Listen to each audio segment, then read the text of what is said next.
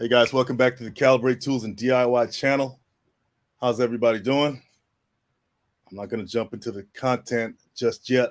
I'm going to let some of you guys come in the chat just to let me know that you're here and that you want to make your presence felt. How's everybody doing today? Appreciate you. This live once again every Tuesday at 7 o'clock, brought to you by Calibrate.com. Right there. Don't forget to support the channel. Calibrate.com. We got some great products, like I say all the time. One of the best ways to show your love for this channel. Okay, show your love for Calibrate Tools and DIY, and whatever benefit that you're getting from watching this channel is to go and support at Calibrate.com there. Okay, we got, like I said, guys, this channel is really nothing without the viewers and subscribers. And I appreciate you guys for getting me this far, as far as subscribers and everything. And you can show your love even more by going to Calibrate.com. So plug. There's nothing wrong with that, right? How's everybody doing today? I hope everybody had a great weekend, a safe weekend. And yeah, it's a crazy world we live in. So if you made it here, consider yourself lucky and consider yourself blessed. Consider yourself blessed, okay? So guys, hey, the Waffle 2, how you doing? Thanks for another important and interesting topic. Yes, the Waffle 2, thank you for that, because I try not to, I try to mix it up on the channel, on the lives especially. It's not as formal, but it's related. It's even related to the main topic of the channel. Like today, we're going to talk about financial literacy. That's very important, right? I mean, in all aspects, all facets of life. So I'm a welding instructor at a nonprofit, and one of the things that we teach students, at least we try to have a class for the students, is, hey, once you get a skill, that's one thing, but there's another skill that's just as important, maybe even more important than that, and that's the skill of financial literacy, right? Agreed? Because think about it, guys. Money, right? Everybody needs money. Everybody needs currency to survive. If the money's not flowing, that's a problem, right? It's stagnating. That means what happens when something stagnates in nature? What happens when something stagnates in nature? If you see a body of water just sitting there for long periods of time, how does it look versus a flowing, gushing river, right? It looks, I don't know, it's all kinds of mold, feces, frogs, all kinds of little creatures swimming around in it. I mean, it's interesting, right? To look at a body of water that just doesn't move, and it may even have a slight odor or smell to it. It might even stink, right? Well, it's the same thing with your finances. If your finances are stagnant, you may experience something that's similar to what happens in nature, right? You're not moving anywhere, and as the world, we know inflation is rising every year, and if your finances aren't rising or keeping pace with inflation, and not just keeping pace, you want it to be able to surpass what we call inflation, right? So you can at least live a decent life. Unless you're one of those people who just like to live off the land and live in the woods, and there's nothing wrong with that. Live off the grid and stuff. I even thought about living off the grid a few times myself. Matter of fact, I did live off the grid a time or so in my life, and it was actually very liberating, very freeing to live off the grid and just live off nature. To do without. There's a certain freedom that comes with that. And not to stray off topic, but sometimes I look at, people that are out there, homeless or whatnot. Some people that are homeless, they want to be homeless, right? They don't want to be part of the system. They don't want to be part of the rat race, as we call it. They want to, they're fine living with the bare necessities of life. And I dare to say that some of them are just happy that way. Some of them don't want to go back into what is called the conventional way of living, going to work 9 to 5 just to pay the rent, just to pay the bills. But that's a minority of us. And yeah, if you can do that, and that's fine with you, I'm not knocking you, as long as, hey, that's another argument, right? Because then you got the other camp that says, hey, man, they're living off of my tax dollars and all that stuff. I get it. But not to stray off topic, let me reel myself back in.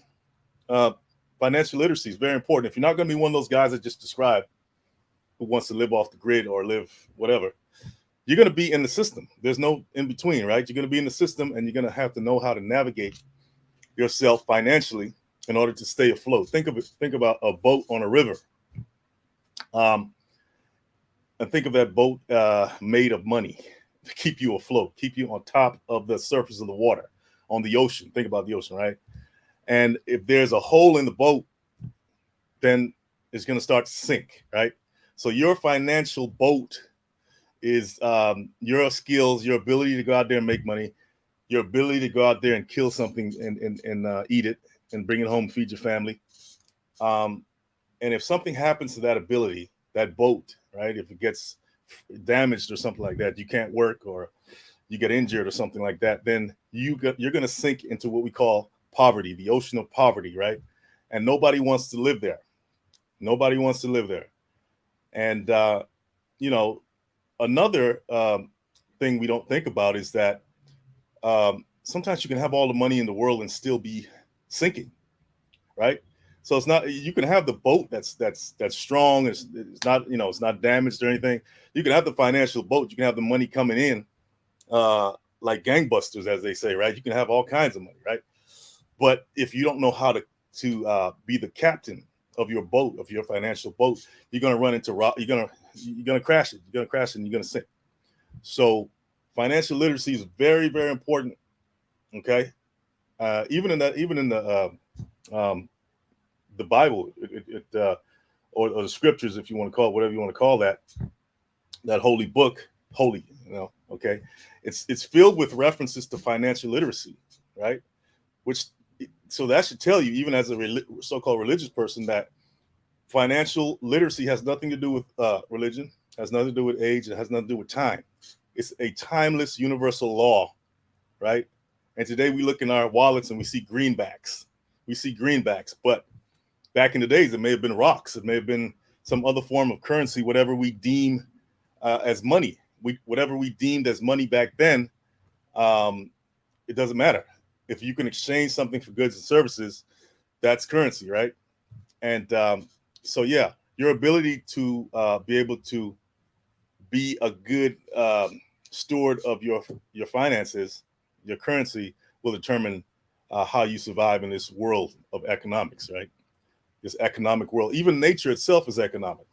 Economics is all over. It's a universal law. So we must study it and be able to navigate this life with relative freedom, because we know how to handle our money. We have discipline. We're not out there emotionally immature when it comes to money, right? We see that and we want it right now, and we go spend all our money.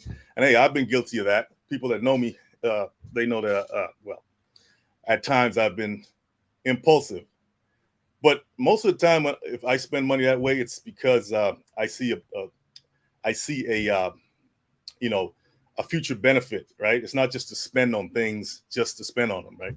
I don't consider myself a frivolous spender, but if I see something that can enhance, say, the business or something like that, maybe even someone else's life, then hey, I may spend it. I may say, hey, look, boom, like that. So every now and then you get the splurge. There's nothing wrong with that.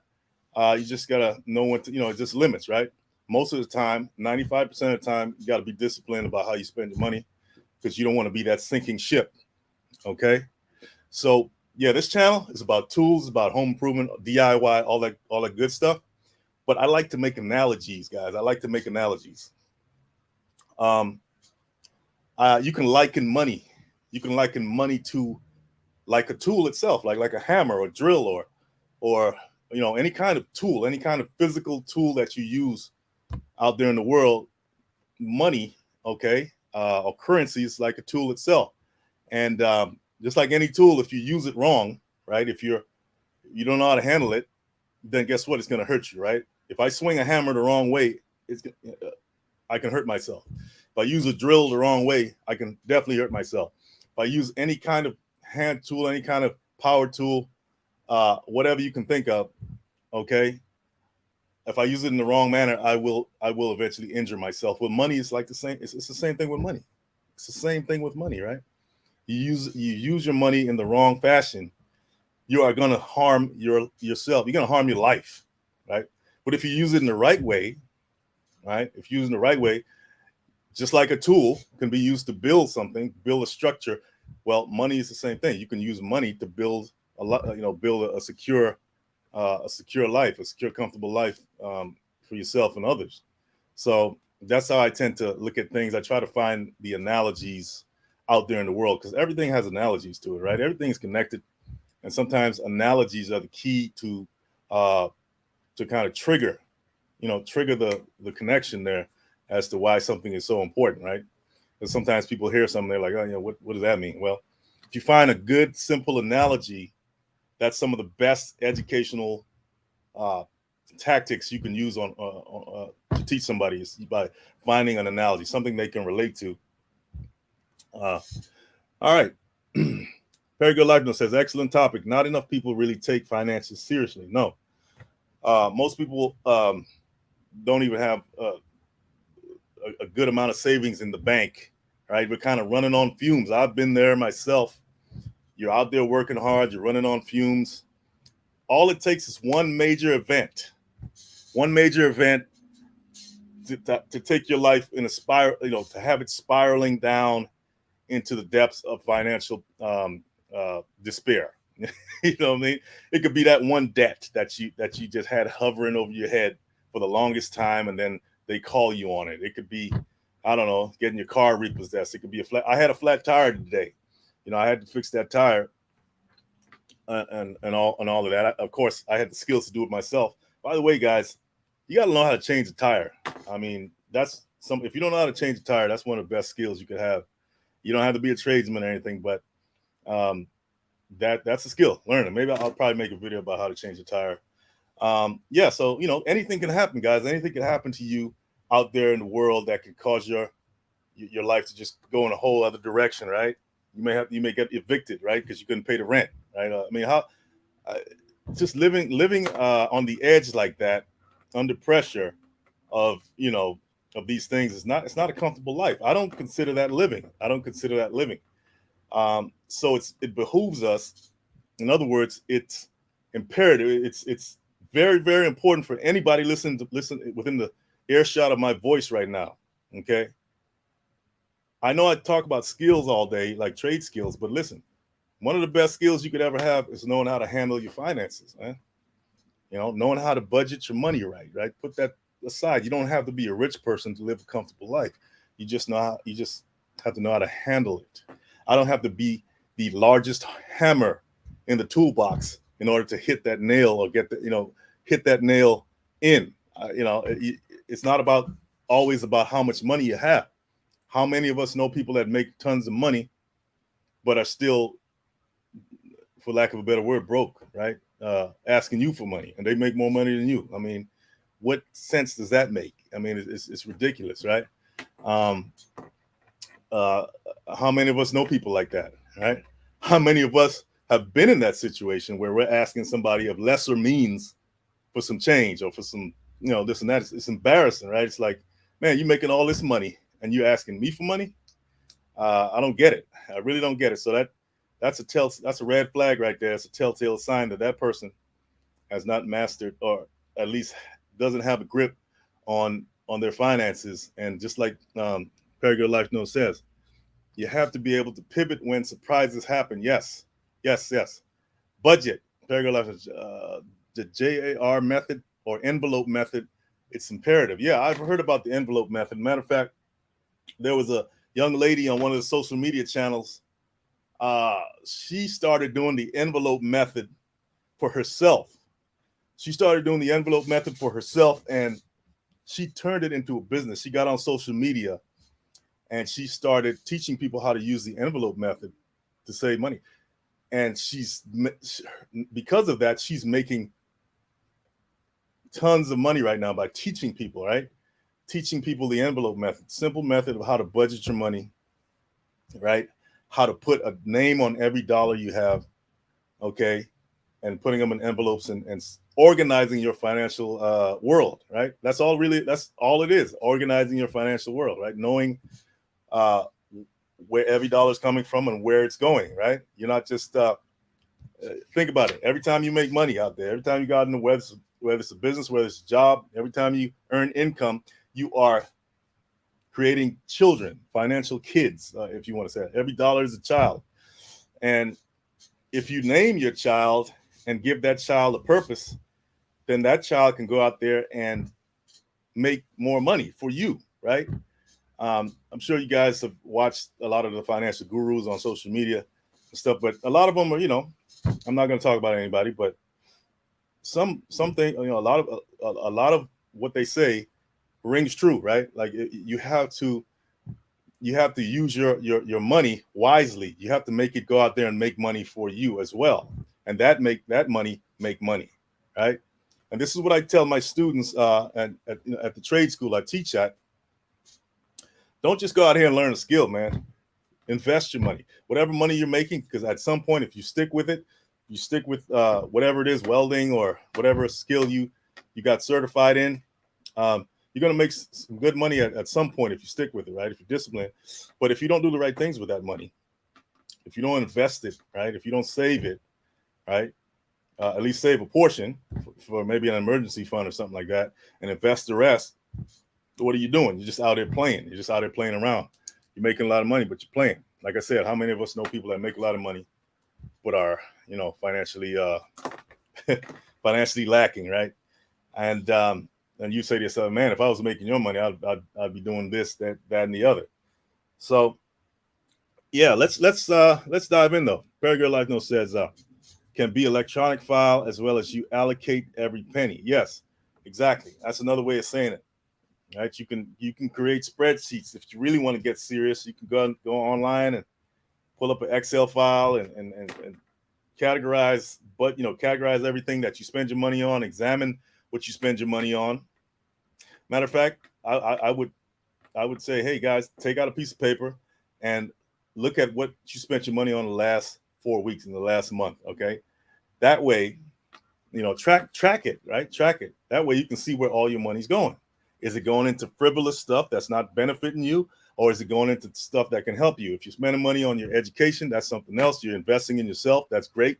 You should keep doing that because your best investment is in yourself. I know it sounds like cliche, but it's true. You got to invest in yourself all the time, right? Through education, through whatever it is. It can be health and fitness, right? If you got a gym membership or, and all these things pay off.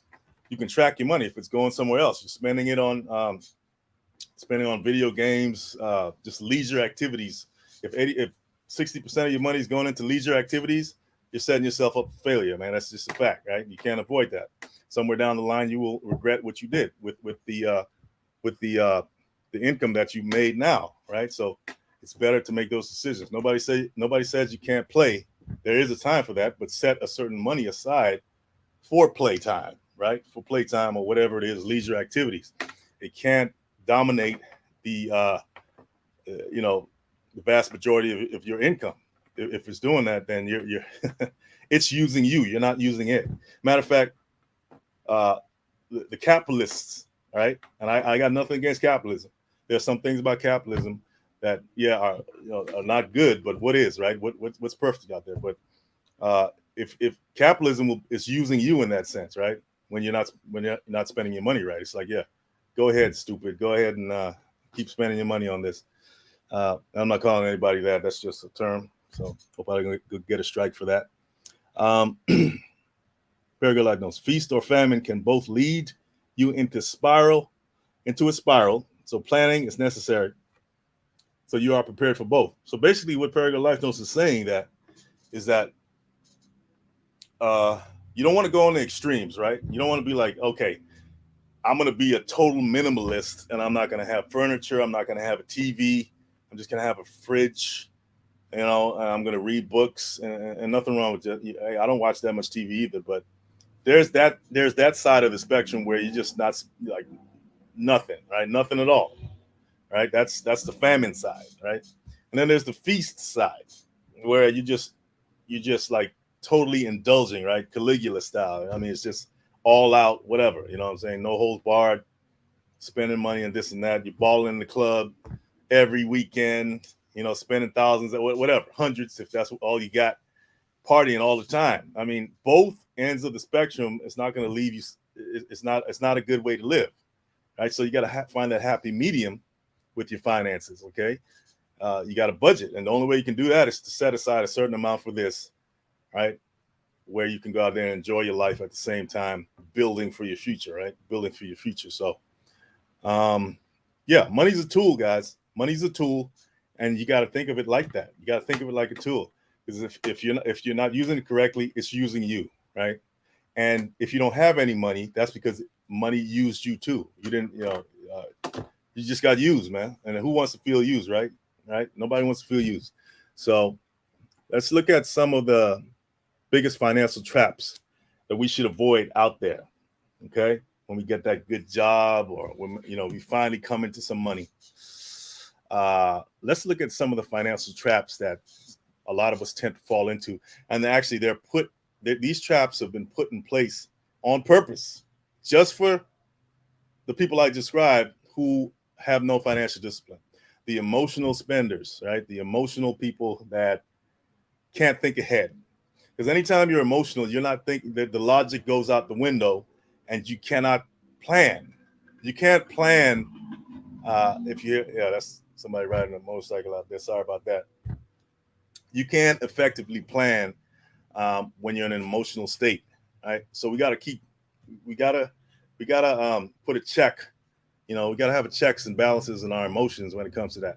And I think it's worse for people with money, to be honest, right? Because you have all this at your disposal, right? You have all this at your disposal, so it's much easier to be tempted and just start going like that, going like that. And if you have no discipline, then guess what? You might be in the poorhouse. Okay, so let's talk about some of the financial traps. Tell me if you guys had any experiences with these. No money down plans. No money down plans. Yeah, they're all over the place, guys. If you see the signs, not just outside on the street, you see them online, right? Where most of our eyes are all the time anyway. Most of the time we're in our phones like this anyway, right? Right. So of course they're going to come at you that way because they know where your attention is. So no money down plan. So if you put zero down on something, that sounds like, yeah, man, zero down. I'm going to do that. Who would not put that? No money down? Yeah, let's do it. But that's just another way of getting you locked into like some long-term payments with probably some high, interest payments on top of that. Okay. Instead of paying up front, right? So that's a trap. So don't get into the no money down trap. Okay. Whether it's buying furniture or whether it's buying a TV, whether it's buying anything, right? There's always something behind the scenes lurking for you. Right? They're going to get their money somehow. Like I said, long-term payments, high interest rates, all that stuff. It's better just to save some cash if it's that serious, and then put all the money down. And if you can just buy it cash, right? If you can't do that, save the majority of it.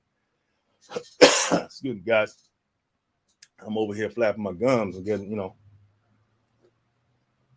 So yeah, no money down, guys. Stay away from those no money down plans.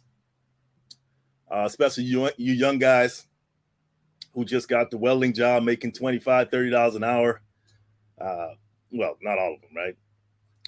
Not starting out all the time, but some of you guys, in maybe a matter of months, maybe making that kind of money. Okay. They're going to come at you, man. They're going to come at you. Let's see here.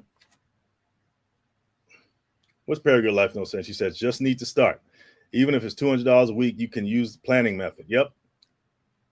Typically will increase the price. That's right. So yeah, no money down. That's one. Can somebody tell me another trap, another financial trap that's out there waiting for you? Waiting, just waiting. Every time I see a spider in a web, imagine you're the insect flying into that spider web, and you see like this. You're the size of the insect.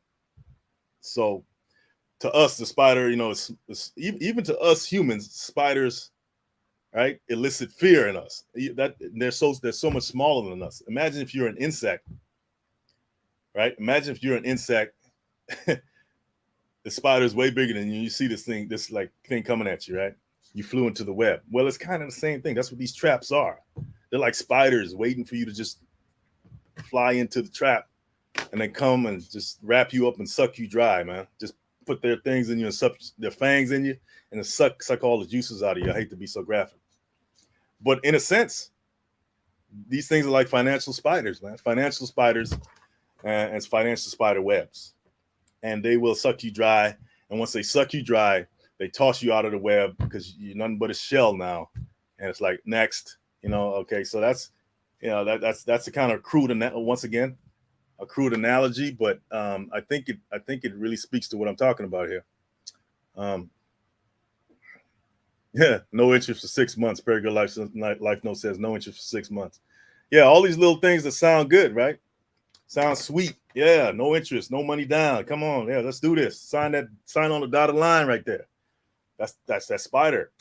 If you're not thinking, and even some insurance plans as well. I'm not going to get too much into that. They're all over the place, right? All over the place. The goal is to get as much out of you as they can. Your goal should be to not spend as much of yourself as you can on something, right? I'm not saying be cheap, but my goodness, man, you guys have to understand that there's so many traps out there. I fell prey myself, and it's hard climbing out of those holes once you get in them. It's easy to drop in a financial hole, right? Just like it's easy to fall on the ground because of gravity, right? Well, try getting out that hole or try getting up off the ground. You got to fight gravity. It's the same thing. Once you get in the financial hole, it's much harder to get out. Much harder. Easy to fall in, much harder to get out. Okay. So here's another one, guy. Car leases. Now, I don't know. It depends. You can give me some feedback on that. It may benefit you, I guess. It depends. Say you have a business or something, that may help. But let's just say instead of car leases, let's just say car payments. Car payments is one of the biggest financial traps you can get into because you're spending money on a depreciating asset, and that money can be put into something that's actually an appreciating asset, like real estate or a piece of property or investments. Stocks or something like that. Even in the volatile world of stocks, if you study the history of the stock market, it has trended upwards over time.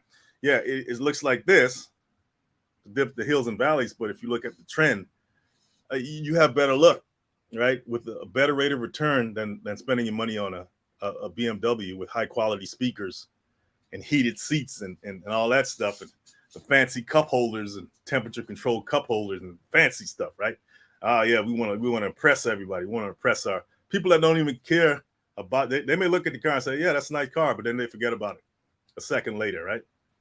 But you're thinking, "Oh, like this is because your identity is wrapped up in a depreciating asset based on you trying to impress people that don't care about you, but may not even like you, right? They may even hate you for it. So I don't know. It's better just to like I said, spend your money on an appreciating asset that's going to last and will set you up for your later years, right? BMWs, or whatever car you're into is not going to necessarily. Now, some cars hold their value. I know there's a there is the world of, car collecting cars and stuff like that. That's a whole different world I'm not going to dive into. Where there may be money in it, because some depends on what you do to the car, how old the car is, and this and that and the other, how rare it is. It may hold some value, but the regular, you going out there buying, everybody likes a nice ride, right? Everybody likes a nice ride. I'm saying, don't live beyond your means. Like if you have the money to spend on something like that, great. If you have where it's really not affecting your financial position, I don't see anything wrong with getting a BMW or a Mercedes-Benz or whatever you think is the biggest best luxury car out there. But at least have the funds, right? At least 80% of your funds is not going into the depreciating asset, right? So car leases, car payments, another trap, guys. Another trap. Okay. So let's see here. Let me check out the chat here. Good. Okay. Paragraph Life Note says leases can be beneficial if you have a business. Yeah, just like I said, if you have a business, sometimes it's worth it, right? You can use it to your benefit. So that's a whole nother deal. So it's, it's not a cut and dry thing, but I'm just talking about, the average young person, or even, doesn't matter the age, that thinks that, I'm just going to splurge on a car when everything else is in shambles. All your other financial, uh, your financial life is in shambles, but you want to go get a nice fancy car. Not a good move there. Reno Stubbs, how you doing? Good evening to everyone. I think that credit cards can possibly be the biggest financial scam worldwide. Reno, put me on blast right there, Reno. Reno put me on blast with the credit card. Hey, Reno, I hear you on the credit cards, but I'll tell you, man, for a while, I didn't see. I used to listen to, when I was in debt, when I was in serious debt, by the way, there was a time in my life where I wasn't making the most wise decisions with my finances. And I accumulated a lot of debt, right? I wasn't keeping up with the debt I was accumulating. And then it hit me one day, and I got the letter, I got the call, and I was like, hey, man, you owe this. If you don't do this, blah, this is that, going to happen. And I was like, okay, man, wake it. That was like slap in the face. I had to do something about that, right? And I started listening to this guy named Dave Ramsey.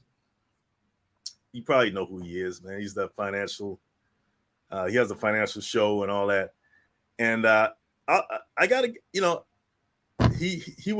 his market were people who weren't necessarily the most affluent people that had, car payments and, the miscellaneous expenses that weren't benefiting them. He was good at getting that market out of debt, by giving them a plan, right, to get out of debt, right? And so at least I never bought his material, but I did listen to him because I was in the truck as a trucker. And I'm on the road, and I'm thinking, man, I need to get out of this. So I listened to the guy, and I just by listening to that information, the urging to get out of debt, no credit cards, blah blah blah blah, it did force me to get out of debt, because I did put my head down and I mashed the pedal on my work ethic, and it skyrocketed, and then I was out of debt, and I had a vast amount of debt. Okay. But because I listened to him, and his market were people like me at the time, it benefited me. Even though I never bought any of his products, I just listened to the advice that he gave. And I didn't necessarily follow all of his advice, but I just the fact that he was speaking about getting out of debt.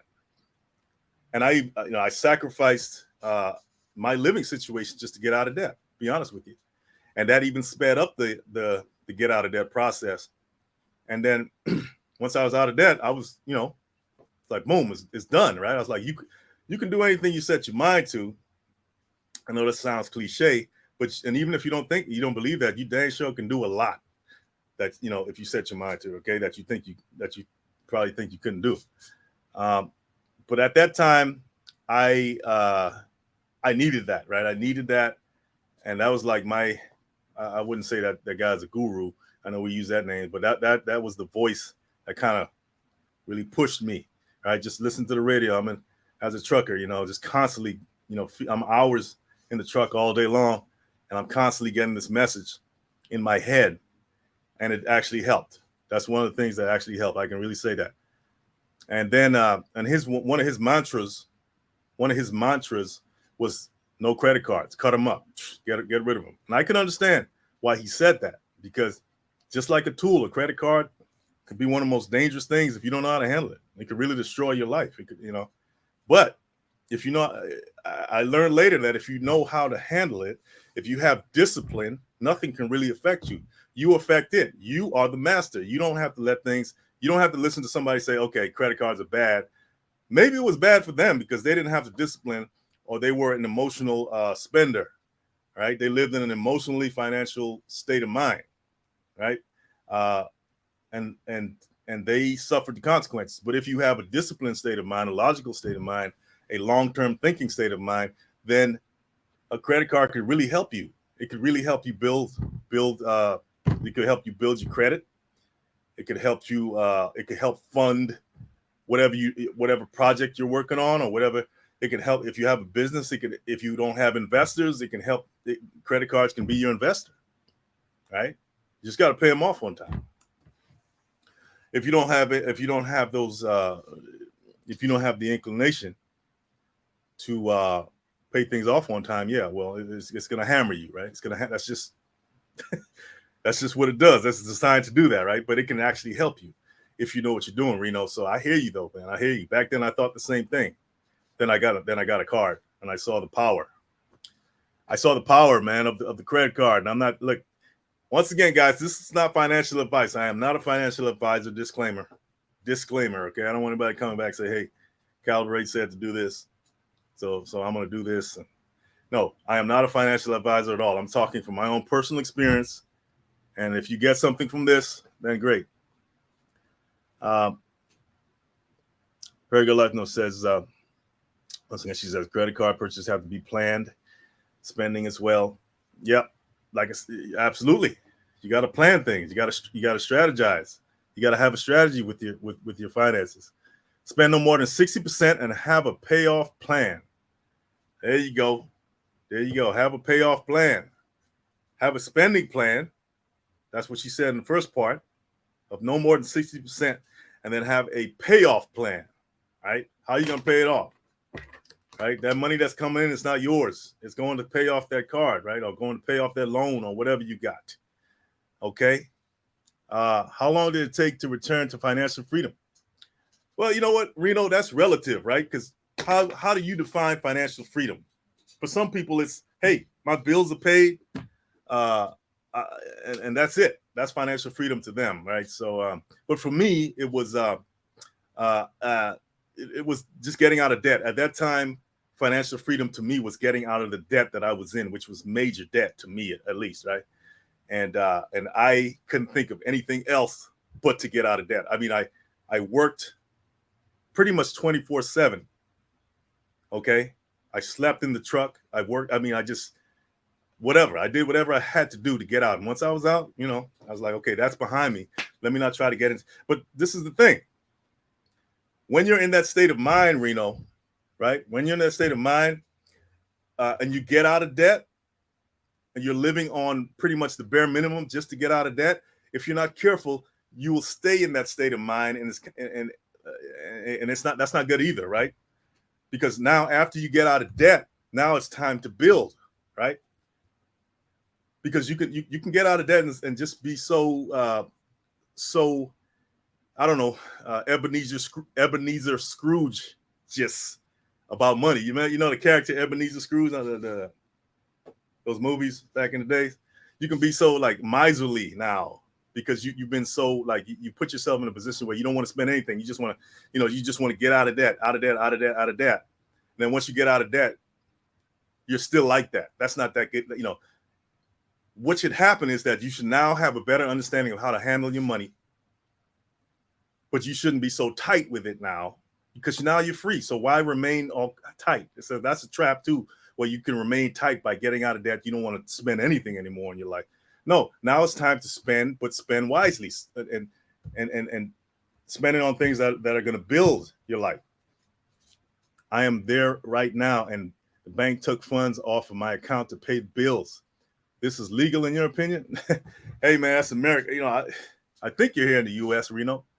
Yeah, they'll garnish your wages and everything, especially if you got child support or things like that, or if you owe some outstanding debt and they have access to your funds. The IRS will definitely snatch your money, you know, and they'll definitely snatch it out of your account. So, yeah, and if you have, like I said, an outstanding debt with somebody, a creditor that has the ability to garnish your wages, then yeah, and it's not a good feeling either. I hear you on that. Best thing to do, like I said, I put my head down. I went over and above. I did things I would think the average person didn't do or wouldn't do, right? I mean, I sacrificed. I actually stayed in my vehicle.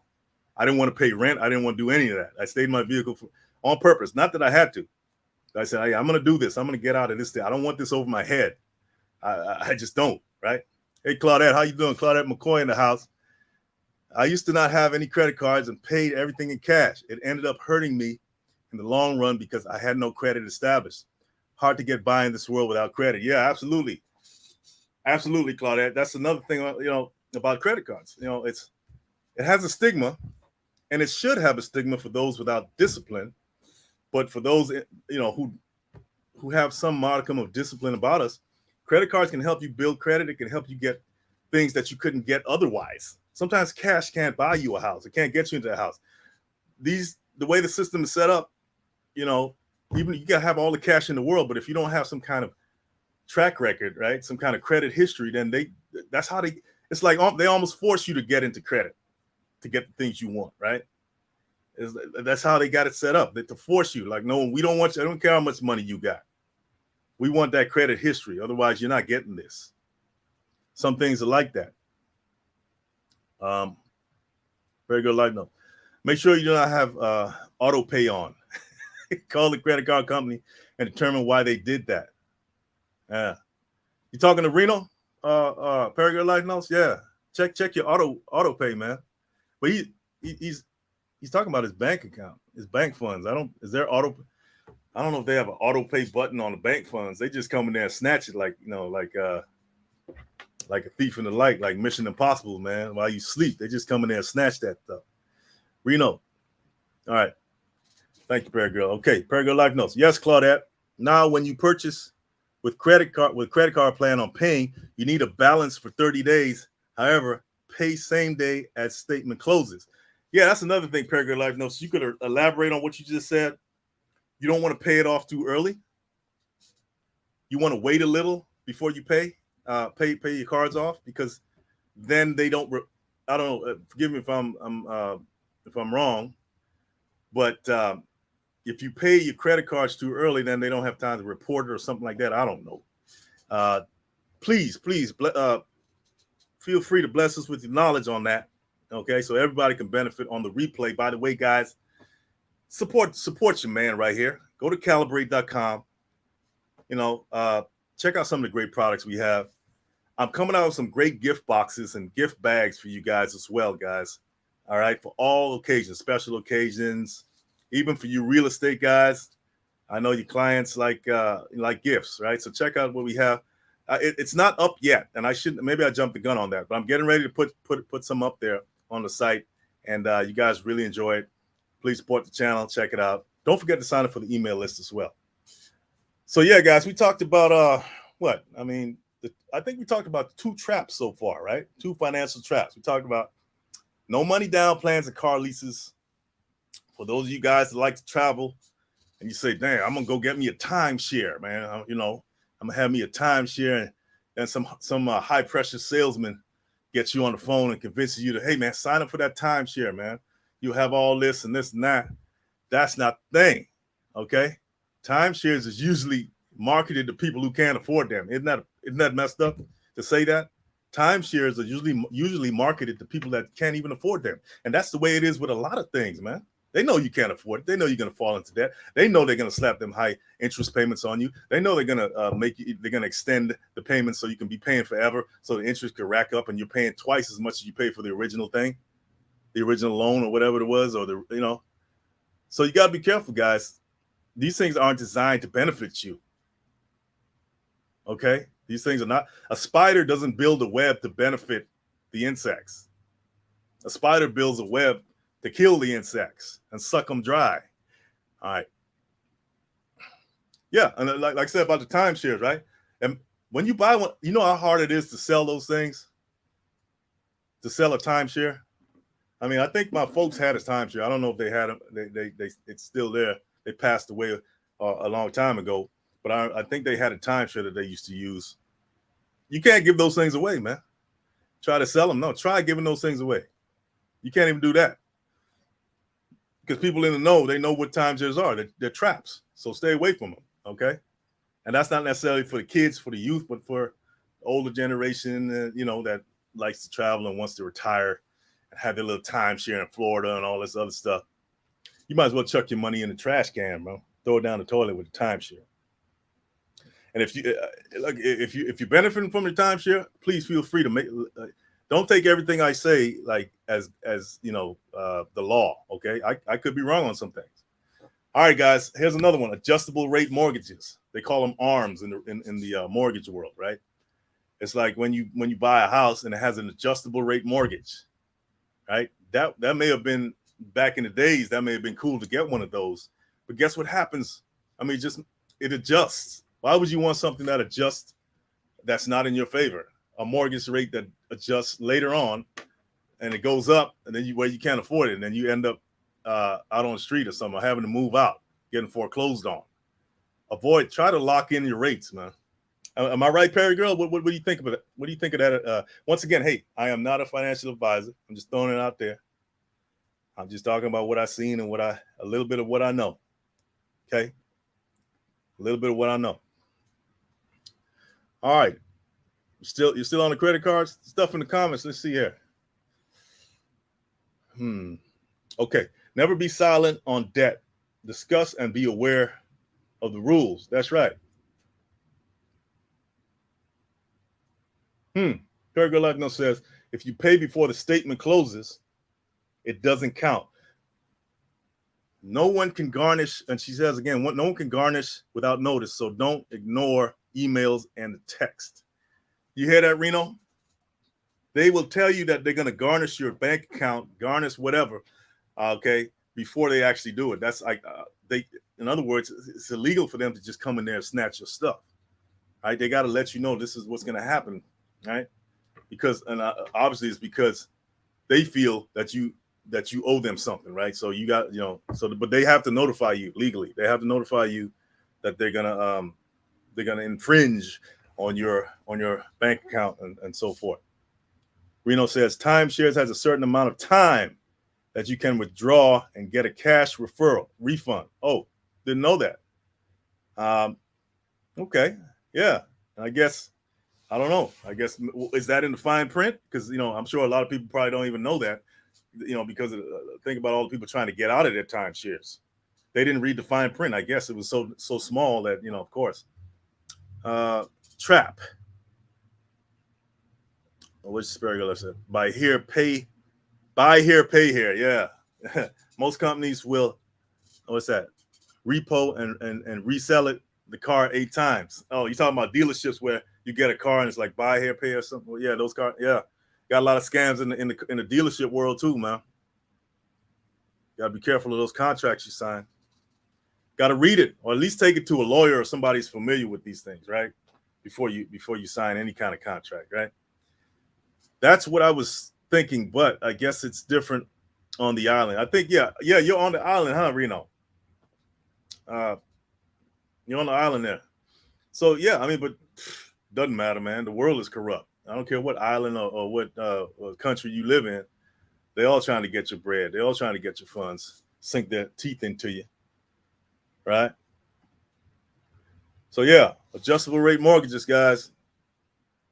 If you can, 15-year fixed rate mortgage. Get that house paid off sooner, right? If you can, right? Once again, you can get advice on that, but based on my research, a 15-year fixed rate mortgage is better, right? Get it out of the way so you can own that asset and you can leverage that asset, all right? Home equity line of credit, a HELOC. That's a trap, guys. According to my research, that's a trap, guys. They're saying that home equity line of credit is a trap. Really? Because, let's think about that. Okay? And all you financial gurus out there, please feel free to chime in. You're borrowing money, okay, on the value of your home, right? It's like you're taking a second. Some people take seconds, thirds, fourths, on their home. Not a good idea. Not a good idea, right? It's better to just have that one mortgage. And I get it. You want to pay for your kids' college, or you may want. The only time I may think that may be a good idea if you're taking a second out on a piece of property to get another piece of property that's going to make you money, like income property, right? You leverage that first piece of property to get another piece of property to make you money, and then if you can repeat the cycle, and then as your net worth goes up in terms of real estate, then maybe that can offset whatever debt you have. Or am I just talking outside of my ears? But that sounds more logical to me than just borrowing money on your home to do what? Right? To do what? You better be doing something smart with that money if you're going to take that chance. Okay? Usually it's not a good idea to do that. Okay? So think about that. Because you're putting not only yourself at risk. If you have a family, if you have kids, you're putting them at risk too, right? You're putting them at risk. So you got to be careful when you make decisions, especially when it's not just about you anymore. All right, playing the lottery. Everybody knows that's a trap, man. Come on now. What you doing anyway, right? I mean, what was the lottery? What was the lottery? What was the lottery the last time? I think it was what, a billion? I don't know. I don't have many million. I rarely play the lottery. Okay, I rarely even like. Nah, I think in the last 10 years, I used to visit casinos a lot. Not because I was seeing somebody used to go to a lot of casinos, right? And I saw people. It was funny. It was funny. It was funny to watch somebody sitting at this, like the slot machine or the Keno machine or whatever machine, and just they looked like zombies sitting at that machine. I don't know what it was, but it's like, and some of them look like they've been doing it for years. Some of them in their pajamas and just their physical appearance is run down, but they're sitting at this machine just throwing the pennies, just doing like this, doing like that. So that gambling addiction is nothing to play with, man. If that's ever been an issue with any of you guys, and I mean, it's like a drug, I guess. I mean, you get some kind of dopamine hit out of every time the thing rings or makes a sound or the lights and stuff. I don't know what it was, but it was a very educational experience, for me at least, because I was never in casinos that much in my life. You know what I mean? But just being around that really taught me. It's like, oh, this is what it's about, huh? That's what they always been talking about when it comes to gambling, man. Because it's one thing if you go in a casino or play the lottery every now and then, but if it becomes like a habit where you gotta have it, like a drug, like you gotta have it, that's a problem. And that's just like anything else, right? I mean, if you gotta have it, that means it controls you, right? You don't control it, so it got a grip on you, and you don't even know it. Most of the time, when something gets a grip on us, we don't even know it, right? And then by the time we realize that it gets a grip on us, we like, oh well, it feels too good to let go now. And that's the trap. That's the trap. Very good life. No, still giving Reno some good advice there. Reno, call the company and ask for a refund. If not close to that account, open it. If doesn't close that account, I'm assuming that's what you're saying. Open a new one. Close that and open a new account. That company would not have the new account. Okay, yeah, that's another thing. Cut them off, man. Just cut the. It's almost like getting a new credit card when it's been compromised. Just cut them off so they can't have access at all. Sometimes we got to do that. So I'll give an attempt, however. Okay. Yeah, guys. So yeah, playing the lotto, no joke. That really compromise you are not necessarily financially illiterate if you play the lotto or go gambling every now and then, but it can make you financially stupid. Subscription scams. All right. The subscription model, guys, is one of the best business models out there. I mean, think about it. Right? You're paying monthly, even if it's a small amount. You're paying whoever it is that has the plan. You're paying them $5 a month, $10 a month. That adds up. If they get like thousands of people paying $10 a month, man, they're doing good. They're doing good, and that's why subscription models are so good. But if it's a scam, then they just siphoning money out of you little by little. It's like death by 1,000 cuts. You don't even feel it, right? Oh, I don't feel I don't feel $5. That ain't nothing. And then you go in your bank statements, you see all these little bill, little $3, $5 been taken out every month or every week, and you didn't even, it adds up. That's why it's good to look at your statements every now and then, go back and see what's in there, see who's taking money out. I had to one of my cards was compromised just a couple of weeks ago, and I had to cut it. I had to cut that card and get a new one because I realized somebody was taking money without my permission. Right? It was unauthorized charges, fraud. Right? Fraud. So they're all over the place. You got to be careful on that. If you want to be a good financial steward, that means you got to be the police. You got to police your financial world. Okay? You got to be the judge, jury, and executioner when it comes to your money. And you can take that. Some people take that to the extreme, right? New Jack City type extreme, right? Yeah. Payday loans. Everybody knows about payday loans. They're gonna get you on the interest rates. You know, they're gonna ram you through with the interest rates on that. And I guess sometimes when we're emotional and we feel that the world is coming down on us, we hey man, let me get that money. I can handle it. And then, you know, so it's good to have a budget.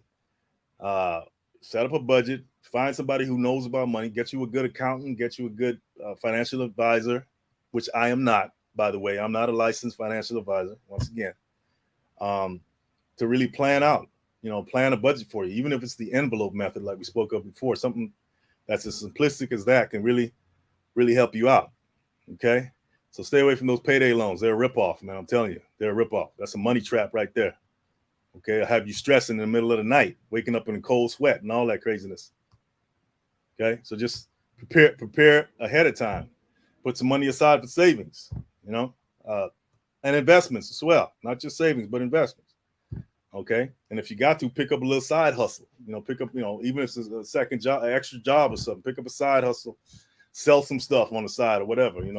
Stuff on eBay or whatever to pay that debt off, or to get what you need. Instead of going getting one of these payday loans. Do you really need it that bad right now? Is it really that necessary? Even to this day, I've made impulsive purchases, and I got to kick myself for that. Right? But you don't see me walking into a payday loan store. I'll tell you that. Oh yeah, on the higher end, guys, they got, as far as scammers and stuff like that, on the high end of the scam ladder, they got those guys that, have all the investments. Hey, invest in this, invest in that. They got the suits on. They got the, the fancy language. They call you up or whatever. You go to one of their seminars and stuff, and it all sounds so good, right? Sounds so good. They make you feel good. They make you feel important. When all they're after is to get your money and not give you any kind of ROI. You can watch all those programs on the I forget, the ID channel or American Greed. It's out there. It's out there. Don't fall victim. Don't fall victim. Okay. Now this is something that we all were taught. This is the last one. I'm gonna wrap it up. There's a few more, but I'm gonna wrap it up with this one.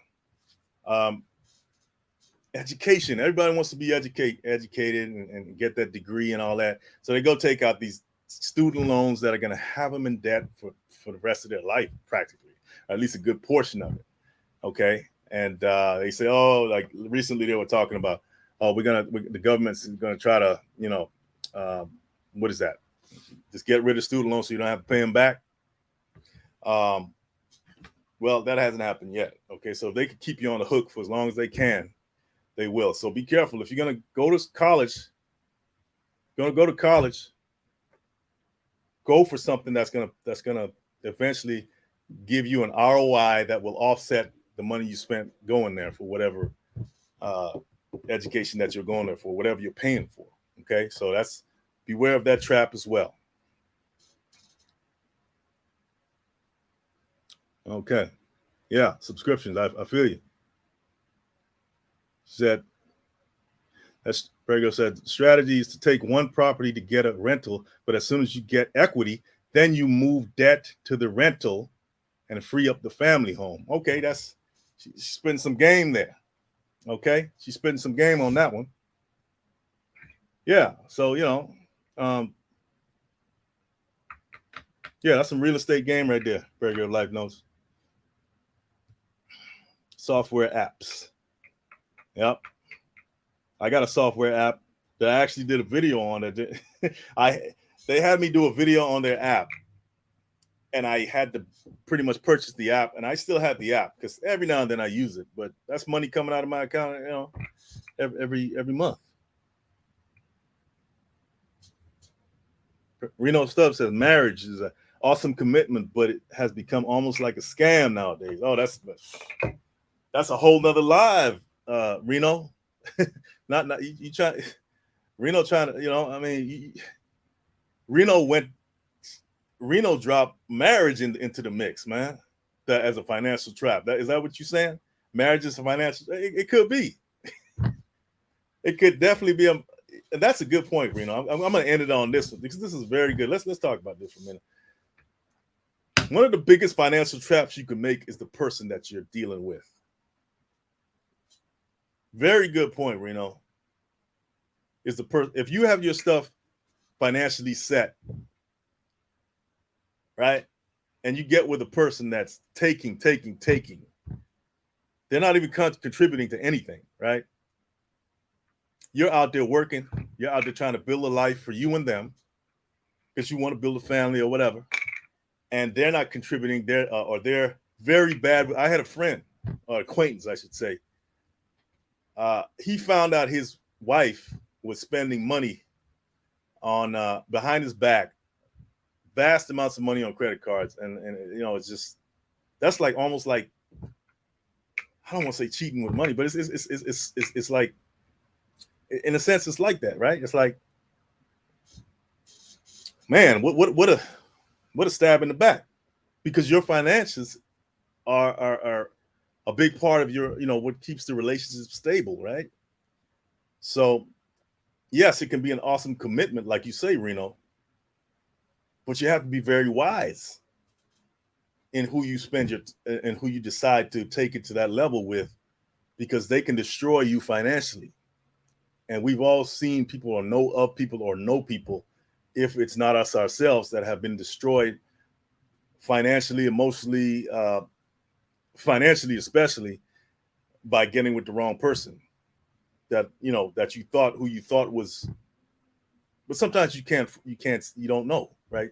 Sometimes you just got to learn the hard way, right? Like, somebody could present this side to you in the beginning that's, hey man, it's everything you want, right? They can anybody, I could present that to you, like, say, hey, look, this is my best side, not knowing that, you know, if you don't know my other sides, if I have other sides that are really scandalous, then it's gonna eventually come out sooner or later.